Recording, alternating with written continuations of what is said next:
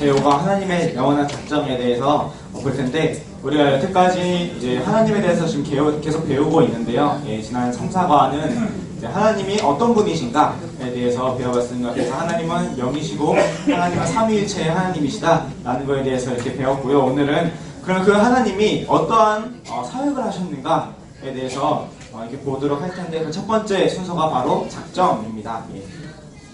그래서 작정을 한번 보도록 하겠습니다.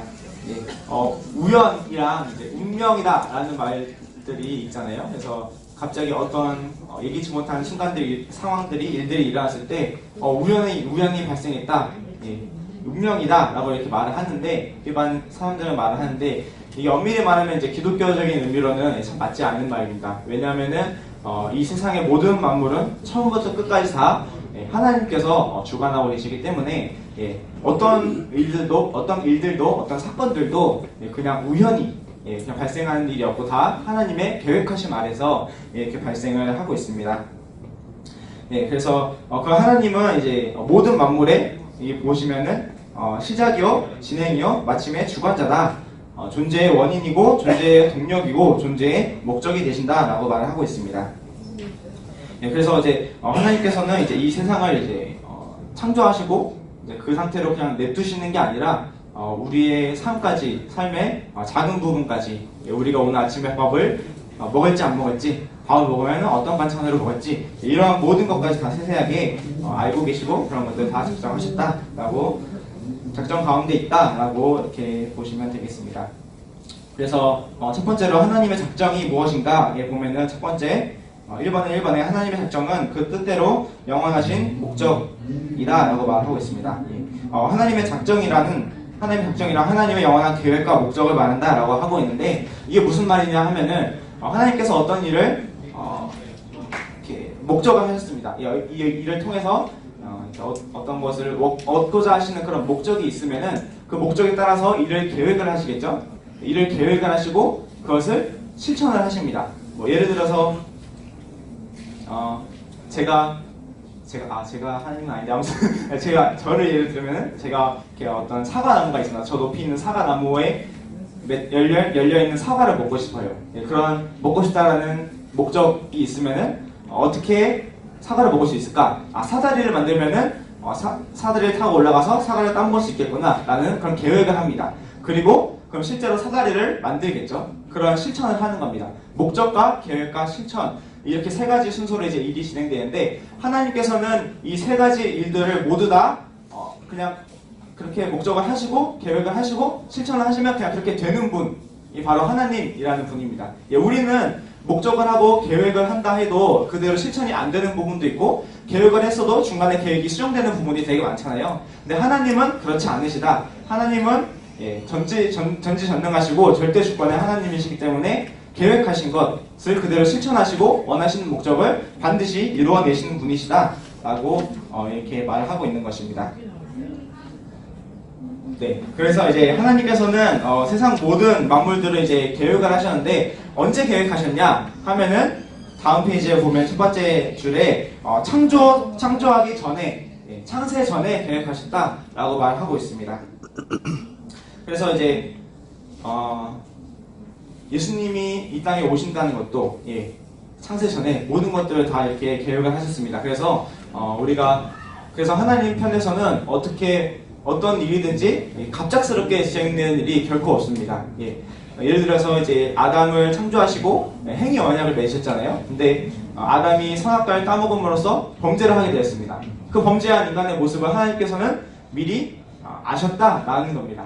그러니까 하나님께서 이제 아담의 범죄함을 보시고 아담이 범죄했네? 어떻게 해야 되지? 하고 당황해하거나 그러면은 예수님 그때 가서 예수님한테 너가 가야겠다, 예수님 너 가라, 이렇게 하지 않으신다는 겁니다. 하나님의 계획은 창세 전부터 모든 것들이 다 창조부터 종말까지 모든 것들이 다 이렇게 계획되었다, 그리고 그대로 실행하신다 라고 이렇게 말을 하고 있습니다.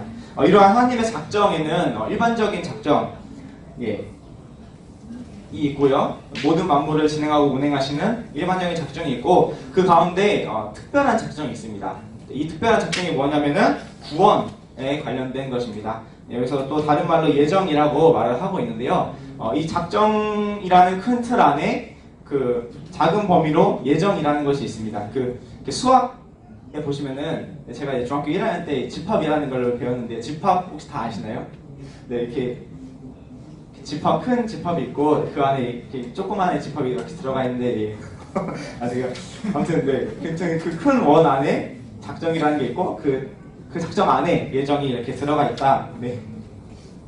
라고 이렇게 보시면 되겠습니다. 그래서 그 예정에는 선택과 유기로 이제 구별이 됩니다. 하나님께서는 믿는 자들, 하나님의 백성들을 선택을 하셨고 그 외의 사람들을 유기를 하셨는데 이 선택과 유기도 마찬가지로 창세 전에 우리가 태어나기 전에 아니 이 세상이 창조되기 전에 모두 다 결정되었다라는 것입니다.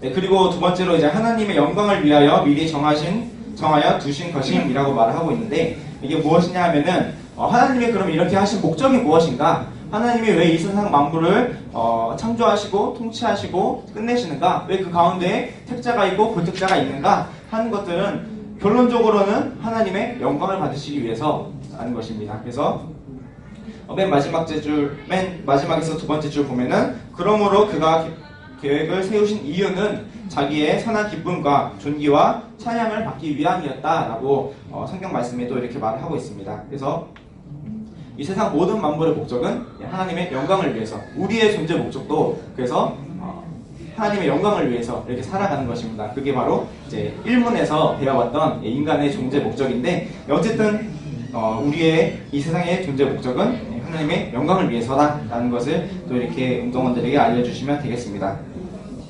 그리고 세 번째로 이제 하나님의 작정의 특성에 대해서 이제 보시면은 먼저 이제 7가지로 이렇게 총 나와 있는데